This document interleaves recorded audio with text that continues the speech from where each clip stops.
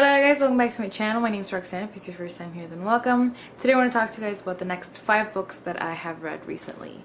The first is Educated by Tara Westover.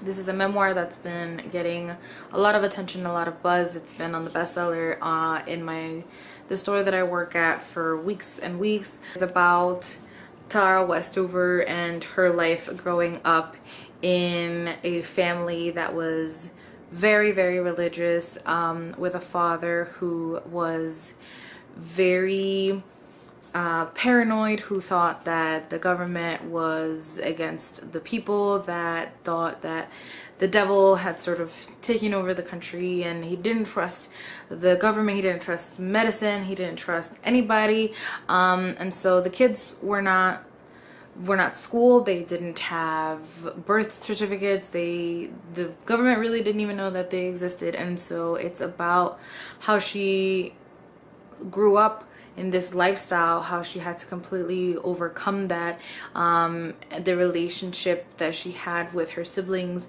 the way that they all dealt very differently with their father's way of being. Content warning for severe child abuse, and physical abuse, and just, oh my god, this book is gonna make you so upset. But at the same time, I couldn't put it down. It is beautifully written. It was very reflective, and it was honest, and she really, you really feel what she felt, and that is very difficult because what she had to go through was absurd and very, very upsetting. But you see how she's able to overcome that, and she's an incredibly intelligent woman, and I really couldn't put it down. And this is probably so far it's one of my favorite reads of the year, and it might be one of my favorites at the end of the year still, because I couldn't put it down, and I haven't stopped thinking about it, and yeah, I think it's worth it. All of the hype is worth it, really, because it's very, very good. Then I read my second Emily St. John Mandel novel, Last Night in Montreal. I read Station 11 by her a few years back, and it's one of my favorite books of all time, and Last Night in Montreal did not disappoint. It's very different plot-wise than Station 11. It takes place initially in New York, and you're sort of thrown into the situation where this woman, Lilia, just one day disappears. She gets up, she kind of says hello to her boyfriend, and then he gets so wrapped up in his work that he doesn't realize that she's been missing for hours and hours and hours. And he's almost a little bit obsessed with how she is as a person, and the type of lifestyle that she has, and the type of way that she is. And so he goes looking for her, and he says that it's just to make sure that she's okay, but really you also know that it's because he's trying to find himself, and he's trying to just do something different than from what he's always been doing, because that's just not satisfying, and it's not making him happy. And it's a very mysterious book. You don't know much about Lilia, but as the chapters go on, you learn more about her past, why she's traveled or the entire nation, and why there's very little that's known about her, and why she is the way that she is. And it is a gripping novel. Emily St. John Mandel still has that same very quiet, beautiful writing that she has in Station 11 that I really, really loved, because it grips you into the story, but it's not overwhelming. You just really come to care for it, and you come to care for the characters, and you're drawn into what she has to say. And you really grow to love these characters, and I was so invested in what was going on, and I loved it. I think that she's really going to become one of my favorite authors of all time if things continue the way they have been. I also read Hannah French's In the Woods. This is a mystery book, and it It is about the Dublin murder squad. It focuses on two specific detectives in the squad, and one of the male detective, Rob Ryan, he had something happen in his childhood that was very traumatic and very mysterious, and that he doesn't have any answers to, and we don't have any answers to either yet. And they get a case that takes him back to that traumatic instance in his life, and this story is very mysterious. It's very gripping. I loved the writing. I was again really invested in these characters and in the story. This is a great mystery novel. One I haven't read one that I really enjoyed in a really long time, and it's such a great way to get back into the genre. I love Ton French's writing.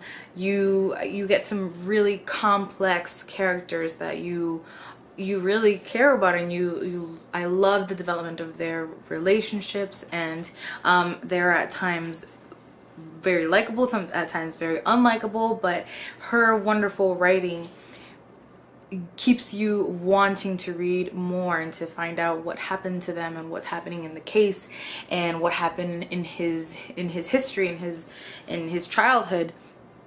And I think Tana French is another great example of how you do not have to have likable characters to have a wonderful book and a wonderful story. I think that I am really going to enjoy the rest of the novels in this series.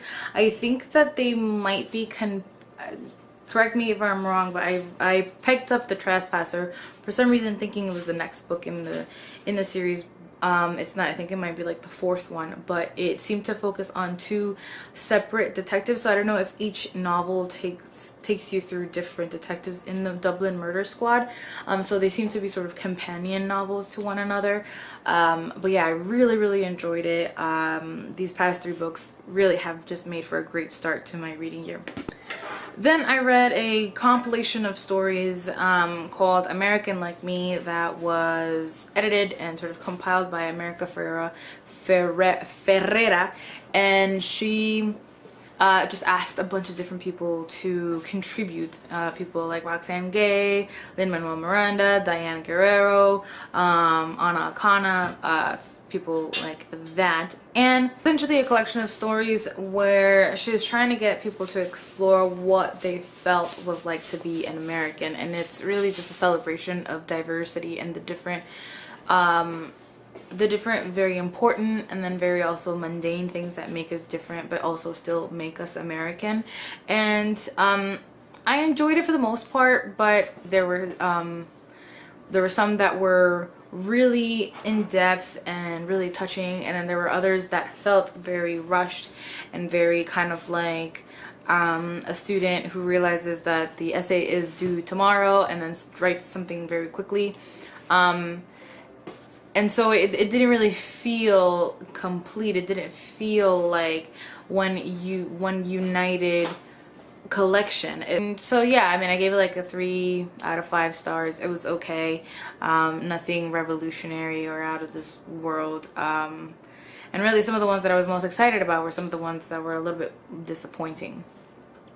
Then I started but DNF'd I think maybe about almost half of the way through Black Klansman by Ron Stallworth.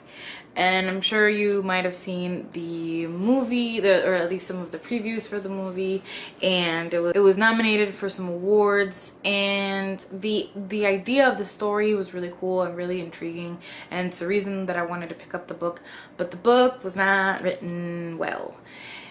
It's kind of one of these things where it's really cool that it's a movie, and it almost should have always just been a movie, or someone else should have written the book. I was very interested to see how this black police officer was able to infiltrate the KKK, but he is not a good writer. It was repetitive, it was overly simplistic, and it didn't feel cohesive at all, and I just found myself really not wanting to pick it up, not caring. But I can see how good of a movie it would make. I haven't seen it yet, but I definitely want to. So it's one of these things where you either should have always just been pitched as a movie by him, or he should have narrated his story to someone who then wrote something really powerful. Yeah, who was able to write something really powerful. It didn't really work for me, and I consider it a read book because I listened to so much of it, but I didn't get to the end. I did enough that I was no longer interested in the story. So those are the books that I have, the 5 books that I have read recently. I am currently I have since DNF'd one more book, and I am in the middle of another, but I'm gonna wait to compile another 5 to talk to you guys. Hopefully this whole DNF thing stops, because usually I don't DNF this many books. 2 is a lot for me. I tend to be really good about the books that I pick, but so far yeah, I've a higher volume than I'm used to. So hopefully my reading picks up back to the level of these 3, which I really enjoyed. And so yeah, those are the books that I have read recently. Let me know if you read any of these and what you thought. Let me know what you were reading and enjoying. And as always, thank you for watching and for listening. I love you guys very much.